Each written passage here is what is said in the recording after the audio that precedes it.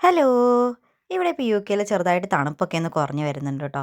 അമ്മ വന്നത് നല്ല കൊടും തണുപ്പ് സമയമായതുകൊണ്ട് അമ്മേനെയും കൊണ്ടും പുറത്തോട്ടൊന്നും പോയിട്ടില്ലായിരുന്നു. കുഞ്ഞിനും തണുപ്പത്ര വയ്യാത്തതുകൊണ്ട് എന്തെങ്കിലും അത്യാവശ്യമായിട്ട് ഹോസ്പിറ്റൽ കേസോ അല്ലെങ്കിൽ സാധനം വാങ്ങിക്കാനോ അങ്ങനെയൊക്കെ മാത്രമേ ഞങ്ങൾ പുറത്തോട്ട് പോകാറുണ്ടായിരുന്നുള്ളൂ. എന്നായാലും 2 ദിവസമായിട്ട് തണുപ്പൊക്കെ ശകലം കുറവുണ്ട്. അത്യാവശ്യം വെയിലും വെട്ടവും വെളിച്ചവും ഒക്കെ വരുന്നുമുണ്ട്. അങ്ങനെ ആയപ്പോൾ എന്നാൽ പിന്നെ സൺസെറ്റ് കാണാൻ പോകാമെന്ന് വിചാരിച്ചു. നമ്മുടെ എവർട്ടൺ പാർക്കിലേക്ക് കേട്ടോ. ഇവിടെ പിന്നെ കുഞ്ഞിനെ എവിടെയെങ്കിലും കൊണ്ടുപോകണമെങ്കിൽ കാർ സീറ്റ് നിർബന്ധമാണല്ലോ. അപ്പോൾ അതുകൊണ്ട് സ്ട്രോളറിൽ നിന്ന് കാർ സീറ്റ് എടുത്ത് കാറിൻ്റെ സീറ്റിൽ സെറ്റ് ചെയ്ത് വെച്ചിട്ട് സ്ട്രോളർ മടക്കി ഡിക്കിക്കകത്ത് വെച്ചു. കാരണം എങ്ങോട്ടൊക്കെ ഇറങ്ങിയാലും നമ്മൾ ഈ സാധനത്തെ തന്നെ വേണം കൊണ്ടുപോകാൻ. എടുത്തുകൊണ്ട് ഇറങ്ങുന്നത് വളരെ ചുരുക്കമാണ് കേട്ടോ.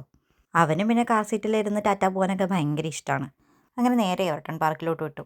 അവിടെ നല്ല രസമാണ് കേട്ടോ. ബീച്ചിൽ നമ്മൾ സാധാരണ ബീച്ചിലൊക്കെ പോയല്ലേ സൺസെറ്റ് കാണുന്നത്. ഇത് നമ്മൾ പാർക്കിലിരുന്നിട്ട് നമുക്ക് സിറ്റിയുടെ ഫുൾ വ്യൂ, സിറ്റിയുടെ അങ്ങേപ്പുറത്തുനിന്ന് സൂര്യൻ ഇങ്ങനെ അസ്തമിക്കുന്നത് കാണാം. സിറ്റിയുടെ ആ ഒരു വ്യൂവും കിട്ടും, സൺസെറ്റും കിട്ടും.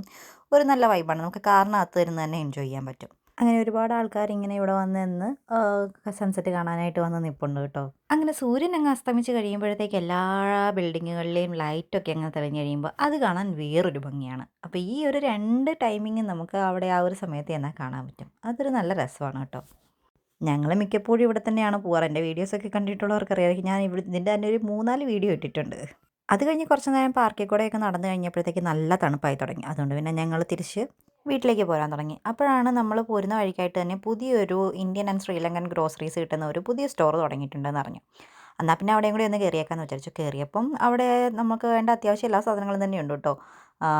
പൊടികൾ, കടല, പരിപ്പ്, വൻപയർ, പിന്നെന്താണ് അരി, പച്ചക്കറികൾ, അരിപ്പൊടി, ഗോതമ്പ് പൊടി, അങ്ങനത്തെ എല്ലാ ഐറ്റംസും. പിന്നെ അതുപോലെ തന്നെ ദൈവങ്ങളുടെ ഫോട്ടോസ്, വിളക്ക്, സ്റ്റീൽ ഗ്ലാസ്, പിന്നെ ഫ്രോസൺ ആയിട്ടുള്ള ഐറ്റംസ്, പച്ചക്കറികൾ, കരിക്ക് അങ്ങനെ ഓൾമോസ്റ്റ് എല്ലാ സാധനങ്ങളും തന്നെ ഉണ്ട് കേട്ടോ.